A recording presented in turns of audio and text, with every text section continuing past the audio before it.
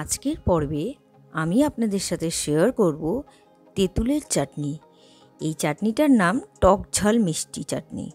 এটির আরেকটিও নাম আছে সোম চাটনি, আর খেতে কিন্তু অসাধারণ। এই চাটনিটা দই বড়া, পাপড়ি চাট, ভেলপুরি বিভিন্ন রকমের খাবারের সাথে ভীষণই ভালো লাগে, আর খুব কম সময়ে তৈরি হয়ে যায়।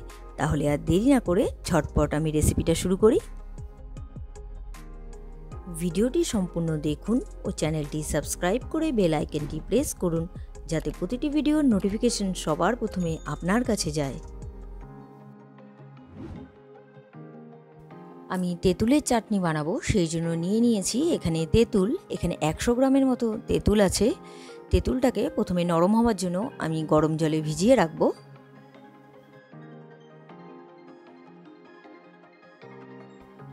আমি এই তেঁতুলটাকে ভিজিয়ে রাখছি, আর এদিকে ভাজা মশলাটা তৈরি করে নেব। প্রথমেই আমি দিয়ে দিলাম জিরে, তারপর দিয়ে দিচ্ছি মৌরি, এবার দিয়ে দিচ্ছি ধনে, আর এখানে আছে গোলমরিচ আর শুকনো লঙ্কা। এবার শুকনো খোলায় একটু ড্রাই রোস্ট করতে হবে।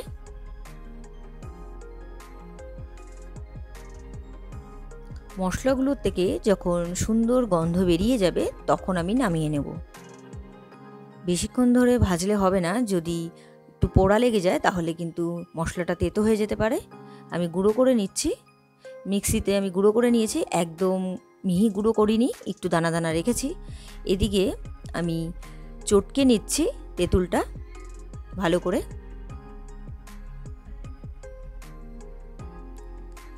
এবার দানাগুলোকে আমি আলাদা করে দিচ্ছি তেঁতুলের। ভালো করে চটকে নিয়ে আমি দানাগুলোকে আলাদা করে নিলাম। এবার আমি ভালো করে একটু ছেঁকে নিচ্ছি তেঁতুলের পাল্পটাকে। এবার একটু প্লেন জল মিলিয়ে আমি দানাগুলো আবারও একটু ধুয়ে ছেঁকে নিচ্ছি। সুন্দর একটি পাল্প বেরিয়ে গেছে। এবার কড়াই আবারও বসিয়ে দিলাম, দিয়ে দিলাম তেজপাতা আর এখানে দারচিনি। একটু নাড়াচাড়া করে আমি তেঁতুলের পাল্পটা যে বের করে রেখেছি সেটাই দিয়ে দেব।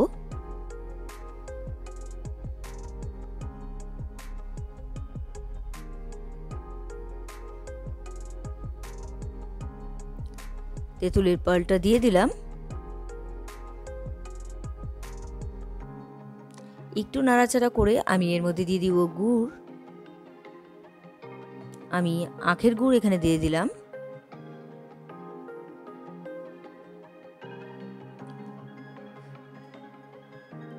গুড় দিয়ে দেওয়া হচ্ছে। প্রথমেরটা আমি একটু দলা গুড় দিয়েছি, তারপরে এখানে গুঁড়ো করা গুড়গুলো দিচ্ছি আমি।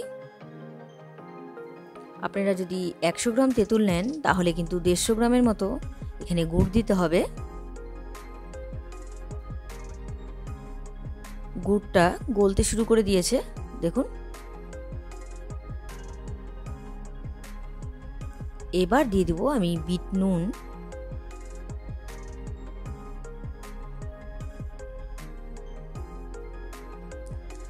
বিট নুনটা একটু বেশি পড়লেও কোনো অসুবিধা নেই, খেতে কিন্তু ভালোই লাগে। এবার দিয়ে দিচ্ছি রেগুলার নুন।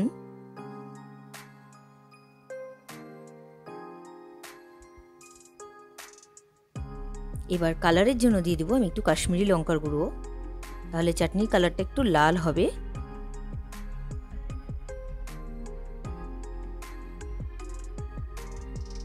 ভালো করে মিলিয়ে দিচ্ছি আমি।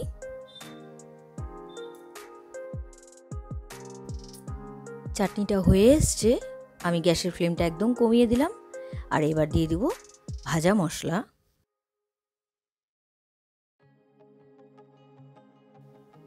ভাজা মশলা আমি একটু বেশি করেই দিয়ে দিলাম।